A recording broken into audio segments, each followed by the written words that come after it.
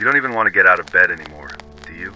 Not because you're tired, not because you're lazy, but because something deeper is broken. And here's the hardest part to admit. It broke after you did everything right. You read the books, listened to the podcasts, faced your trauma, went to therapy, started meditating. You finally turned inward. You met your shadow, and now you're empty. Why? Why does it feel like everything inside you went dark the moment you finally saw yourself clearly? Why did clarity come with grief? Why does self-awareness feel like a death sentence instead of liberation? These are the questions that no one warned you about. They told you the truth will set you free. But they forgot to mention, first, it will burn everything down. Carl Jung said, "There is no coming to consciousness without pain. People will do anything, no matter how absurd, in order to avoid facing their own soul." And now you understand why. Because facing your soul is not poetic. It's not beautiful. It's brutal. It strips away the fantasy, the dream, the illusion. You thought the problem was outside of you. You thought once you fixed the habits, the mindset, the circumstances, you'd feel alive again. But now you know the rot was always inside. You looked at yourself and saw someone you didn't expect.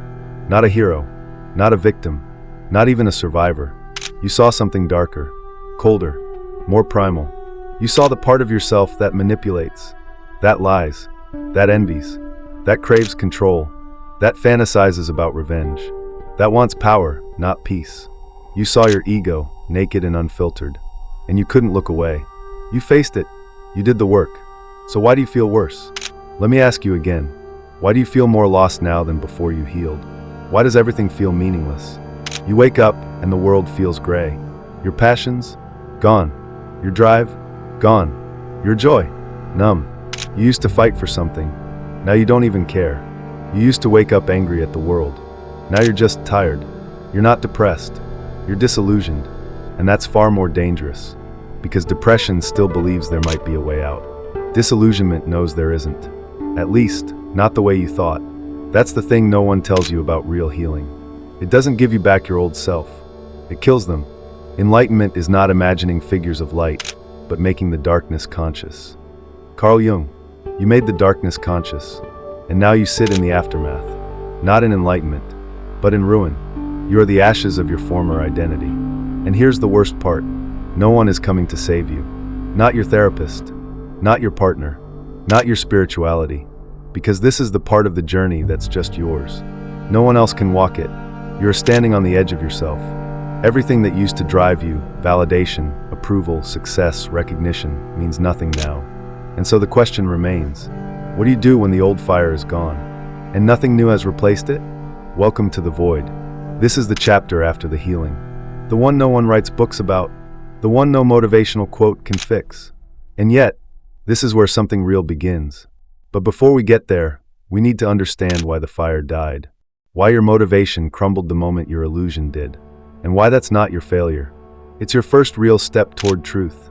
Carl Jung once said, "Until you make the unconscious conscious, it will direct your life and you will call it fate." To meet your shadow is to uncover that unconscious part of yourself, the part you've disowned, denied, or buried deep beneath masks of politeness, perfection, and performance. The shadow is not evil by nature, nor is it inherently destructive. It is simply the sum of everything in you that you have not accepted. And yet, it holds immense power over your life until you learn to face it. Most people go through life without truly meeting their shadow. They may sense something beneath the surface, an underlying restlessness, self-sabotage, or repeated patterns they can't seem to break. But they never stop long enough to ask, why do I really do what I do? Who am I when no one is watching? The journey inward often begins with suffering. Pain becomes the gateway. A breakup, a failure, a betrayal, a moment of complete disillusionment. These are the cracks that let the darkness seep through. Suddenly, your perfectly constructed persona begins to fracture, and what emerges is not a higher self, but a raw, unfiltered mirror of your inner world. You may find anger you thought you had conquered. You may uncover jealousy, manipulation, entitlement, and fear. You may realize that your deepest motivations were never noble, but reactive, defensive, desperate to be seen, to be safe, to be superior. To meet your shadow is to confront the possibility that you have been the villain in someone else's story, that the pain you carry is mirrored by the pain you've caused, that the image you've created of yourself was never the full truth. It was a survival strategy. And this realization hurts. Not in a dramatic, cinematic way, but in a slow, existential unraveling. You begin to see how many decisions you've made not out of freedom, but out of programming. You were trying to please, to protect, to pretend. Even your good behavior often stemmed from fear, not from love. Psychologically, the shadow forms because we cannot be everything at once. From childhood, we learn what parts of us are acceptable and what parts are not. The rest is pushed into the unconscious. If you were rewarded for being quiet and compliant, you may have buried your assertiveness. If you were punished for being emotional, you may have disowned your vulnerability. Over time, the shadow becomes the landfill of your psyche. Everything you've decided is unworthy, inappropriate, shameful, or simply not me. But it doesn't disappear. It waits, and it waits with power, because the shadow influences you whether you know it or not. It shows up in your projections, those people you irrationally hate or idealize. It shows up in your reactions, those moments when you lose control, or shut down, or feel overwhelming guilt or shame. It shows up in your habits, your addictions, compulsions, and patterns you swear you'll stop repeating. To meet the shadow is to stop blaming the world and start questioning yourself. It is to ask, what part of me is participating in this pain? What part of me benefits from my dysfunction? What am I afraid will happen if I truly change? Carl Jung called this process individuation, the integration of the conscious and unconscious into a whole self. But individuation is not a spiritual high. It is a psychological death and rebirth. It requires you to admit uncomfortable truths. You are not who you pretend to be. You are not as good as your image. You are capable of everything you judge in others. This is the humility of real transformation. People often expect self-awareness to feel empowering, but real self-awareness dismantles your identity. It reveals how much of your life has been lived in avoidance. It challenges your belief that you are a victim of circumstance and forces you to see that you are often the architect of your own suffering. And yet, there is freedom in this confrontation, because what is brought into the light loses its power to control you. When you stop running from your darkness, you begin to understand it. And when you understand it, you can choose how to relate to it, not suppress it, not act it out, but integrate it. You become whole, not perfect, but honest, not enlightened, but grounded. The philosopher Alan Watts once said, "Trying to define yourself is like trying to bite your own teeth." The shadow is not something you fully understand through intellect. It is something you experience through deep emotional honesty. It is a lived truth, not a concept. And it is not a one-time meeting. The shadow evolves with you. As you grow, new aspects of yourself will surface. Arrogance can hide inside humility. Control can hide inside compassion. The ego is cunning, it adapts. And so must you. So what does it mean to meet your shadow? It means to remove the mask, to sit with the pain, to admit your flaws, your fears, your contradictions, to own your complexity. It is not weakness. It is the most courageous act of all. Because when you face your shadow, you face the truth. And the truth, though painful, is the only place real strength can be built. The death of illusion always comes before the birth of authenticity. When you confront the shadow and expose the unconscious layers of yourself, something unexpected happens. Instead of empowerment, you may feel emptiness. Instead of clarity, confusion. Instead of energy, exhaustion. The motivation that once drove you, your ambition, your vision, your hunger, suddenly dissolves. Why? To understand this, we have to examine what motivation actually is. In psychology, motivation is often divided into two types, extrinsic and intrinsic. Extrinsic motivation is based on external rewards, money, praise, status, validation. Intrinsic motivation arises from within, a genuine desire to create, connect, grow, or learn.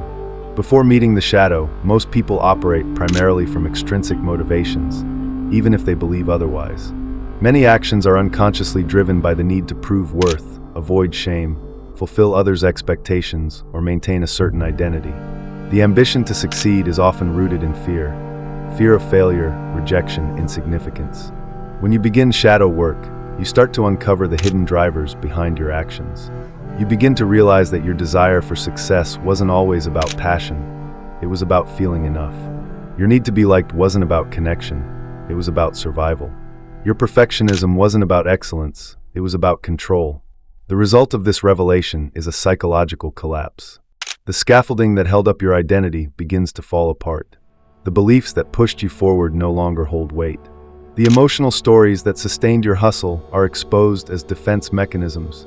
You see how much of your motivation was a reaction, not a conscious choice. This is not failure. This is the beginning of clarity.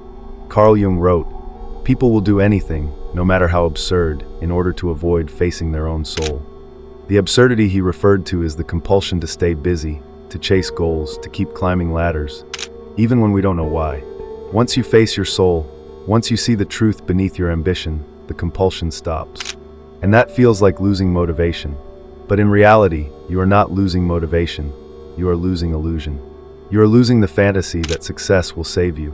You are losing the belief that external achievements can fill internal voids. You are losing the identity that was built on performance, not presence. This is a disorienting experience. You may begin to question everything.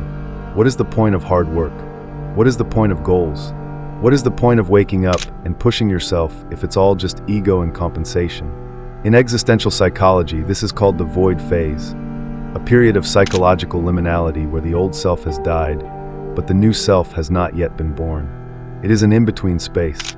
It can feel like depression, but it is not clinical, it is existential. It is the space between meaning structures. Viktor Frankl, a Holocaust survivor and psychiatrist, wrote in Man's Search for Meaning that when a person can't find a deep sense of meaning, they distract themselves with pleasure. When your false sources of meaning are stripped away, you are left face to face with a blank canvas. The distractions no longer work. The pleasures no longer soothe. The motivational tricks fall flat. This is the time when many people regress.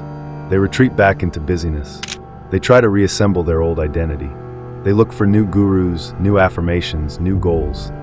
Anything to restore the feeling of forward momentum. But that momentum is empty if it's still built on unconscious motives. To truly emerge from this phase, you must learn to sit in the void. You must learn to live without the familiar push of fear or the pull of ego. You must allow yourself to be still, not because you are lazy, but because you are transforming. This stillness is not the end of motivation. It is the soil where a different kind of motivation begins to take root. Authentic motivation is not loud. It is not frantic. It is not performative. It grows quietly like trust. It comes not from what you are running from, but from what you are rooted in. When you no longer need to prove yourself, you begin to ask different questions. What is truly meaningful to me? What feels aligned, even if no one notices? What am I called to create? Not to impress, but to express something real. This kind of motivation is subtle but powerful. It doesn't rise from anxiety, it rises from awareness. It doesn't fade with failure, it deepens with honesty. It doesn't depend on reward, it flows from congruence.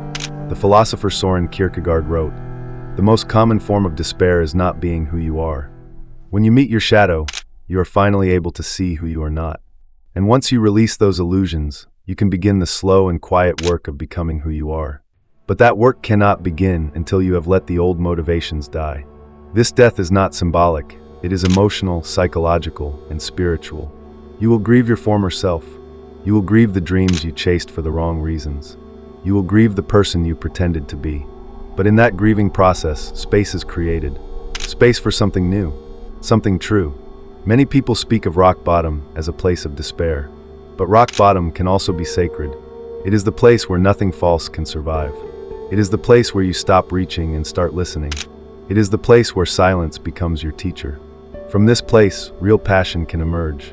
Not the passion that burns you out, but the passion that sustains you. Not the fire of ego, but the fire of essence. And so, when your motivation disappears after meeting your shadow, do not panic. Do not rush to fix it. Do not mistake this death for failure. Understand it as initiation. You are not lazy. You are not broken. You are awakening. And awakening is not a burst of light.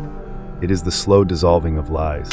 It is uncomfortable, yes, but it is also liberating, because now you are no longer bound by the compulsions of your past.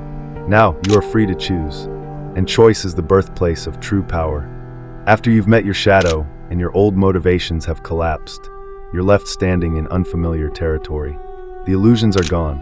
The lies you told yourself no longer work. The strategies you used to survive, to achieve, to keep going, they've stopped functioning. So what now? This is the critical turning point. The moment after the storm, when the dust settles and you see clearly for the first time, but the clarity offers no map. There is no guaranteed outcome. No one-size-fits-all solution, only the question that echoes louder than ever. Who am I now that I've seen what I truly am? In this chapter, we begin to explore the path forward. A path not based on rebuilding the same identity, but constructing a new relationship with yourself, your values, your desires, and your life. The first thing you must do is stop running. Not metaphorically, but literally. Stop trying to immediately fix your emptiness. Stop trying to fill the silence with plans, goals, affirmations, or forced optimism. Allow the stillness. Trust that this in-between space has purpose.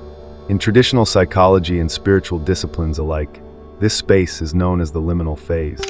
It is not a void to escape. It is a sacred container of transition. It is here that transformation actually happens, not through effort, but through surrender. By sitting in the stillness, you begin to reattune to something deeper than ego-driven willpower. This is not passive or lazy. It is courageous. Most people never stop long enough to meet themselves without their roles, identities, or masks. But true power is born in this silence. When your old motivations fall away, so does your old concept of purpose. The achievements you once dreamed about may now seem hollow. The goals you set for yourself may no longer resonate. This can be terrifying, especially in a culture that equates worth with productivity. But this is also your opportunity to redefine what matters. Rather than asking, "What do I want to achieve?" ask, "What do I want to experience?" Rather than asking, "What do I want to prove?" ask, "What do I want to contribute?" Rather than asking, "How can I get more?" ask, "What do I already have that I haven't honored?" Purpose, in this context, is not a single mission or career. It is a daily alignment with your values. It is the small acts that reflect your truth, regardless of recognition. It is the quiet knowing that your life means something, because you live it with intention. When you begin to engage with life again, do so slowly, and do so with integrity. Integrity means inner alignment. It means that what you think, feel, say, and do are in harmony. This is the antidote to the fractured identity you left behind. Ask yourself, is this choice honest? Does this action reflect my truth, or is it another mask? Am I saying yes to please, or because it resonates? Integrity builds inner safety. And inner safety is what your nervous system needs to find true, sustainable motivation. When you trust yourself, when you no longer betray yourself to meet others' expectations, your energy returns. Not in the form of hype or adrenaline, but in the form of grounded, steady vitality. One of the greatest shocks after shadow work is how ordinary life becomes. The highs are no longer so high. The lows are no longer so dramatic. There's a steadiness that can feel, at first, like numbness. But what you're really experiencing is presence. Before, your nervous system was in constant reaction, triggered by unconscious fears, driven by unresolved wounds. Now, you're just here. And being here, without chaos, may feel unfamiliar. But this is where real life begins. Learn to love the ordinary. The way light moves through a window. The feeling of your breath. The softness of a quiet morning. These are not distractions from meaning, they are meaning. As philosopher Albert Camus wrote, real generosity toward the future lies in giving all to the present. You're no longer chasing meaning, you're learning how to live it. If you are a creator, builder, or artist, this part is essential. After meeting your shadow, it's common to lose creative drive. Much of what we call creativity was often performance, an attempt to be seen, to be admired, to validate our existence. Now that those illusions are gone, you must learn to create for a new reason. Expression, not validation. Create what feels true. Speak what feels necessary. Build what reflects your values, even if no one claps. Even if no one notices. Especially if no one notices. This is the highest form of creative freedom. The act becomes the reward. The process becomes the purpose. Shadow work also impacts relationships. You may feel disconnected from people who only knew your mask. You may grieve friendships that were built on mutual dysfunction. This is normal. Real healing often includes relational death and rebirth. Now is the time to seek authenticity, not perfection, but presence. Be around those who make space for your full self, who don't need you to perform, who are willing to walk their own path and support you on yours. As you connect with others from a place of integrity, you'll notice something powerful. Your desire to isolate begins to fade. Not because you're avoiding yourself, but because you are finally ready to be seen. One of the most humbling truths after doing deep inner work is realizing how little control you actually have. You don't get to choose the timing of your breakthroughs. You don't get to manufacture clarity. You don't get to dictate the pace of your evolution, but what you can do is stay open. Pay attention. Say yes to what feels real. Say no to what drains your soul. And trust that life is not trying to punish you, it's trying to grow you. Carl Jung reminds us, what you resist not only persists, but will grow in size. The more you resist this new way of being, the more tension you create. But the more you accept it, the more space you give yourself to evolve. This is not about becoming your best self. It's about becoming your real self. The one who is messy, complex, wise, flawed, compassionate, and whole. Final thoughts, a new beginning. So what now? Now you begin again. Not with blind ambition, but with open eyes. Not with false motivation, but with quiet clarity. You walk not toward a finish line, but into the unknown, carrying the wisdom of your shadow and the light of your presence. You have faced what most people avoid their entire lives. You have grieved illusions others still worship. You have touched the edge of emptiness and lived. Now, you are ready to create, not to become someone, but to express who you already are. This is the slow rebirth of real purpose. This is the quiet return of honest desire. This is the foundation of a life not driven by fear, but chosen by truth. And this is only the beginning. You are standing on the ruins of yourself. Not because you failed, not because you were weak, but because you were brave enough to see through the lie. The lie that said you had to be perfect. The lie that said success would save you. The lie that said pain should be hidden, that darkness should be feared, that your worth had to be earned. You believed those lies for years. We all did. How could we not? They're built into our culture, into our families, into our very language. But something in you cracked open. Something in you questioned. Something in you looked inward instead of outward. And that's where it began. You faced the mirror that most avoid. You peeled back the polished image and dared to confront the raw truth underneath. You looked your shadow in the eyes. That's not destruction. That's transformation. Carl Jung said, one does not become enlightened by imagining figures of light, but by making the darkness conscious. You made the darkness conscious. And yes, it cost you your illusions. It cost you your false identities. It cost you the comfort of ignorance. But what you gained, what you are beginning to gain, is something far more powerful. Honesty, authenticity, freedom. Now you are here, in the aftermath, in the silence, in the strange calm that follows inner war. It can feel empty. It can feel lost. But it is neither. This space is sacred.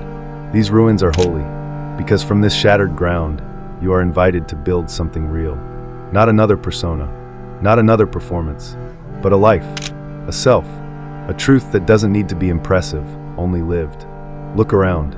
What do you see? Maybe broken dreams. Maybe old habits, now meaningless.